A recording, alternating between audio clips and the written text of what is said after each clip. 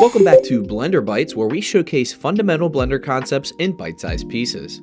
Converting a PNG logo to a 3D object can be done in many ways, but today we'll be using geometry nodes. Start by adding a geometry node setup to any object you like. Generate a grid with a high density and then add in your image texture. Your image must have a transparent background for this to work, and we'll separate the geometry of our grid using the image alpha.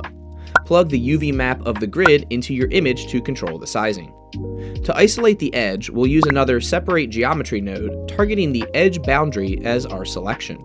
To smooth things out, we'll add a set position node, driving the position with a blur attribute node, smoothing out the overall position of each point.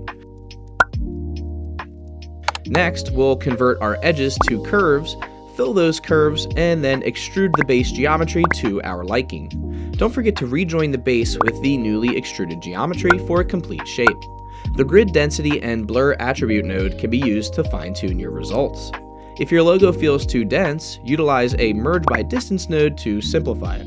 And that's all you need to convert your logo into 3D.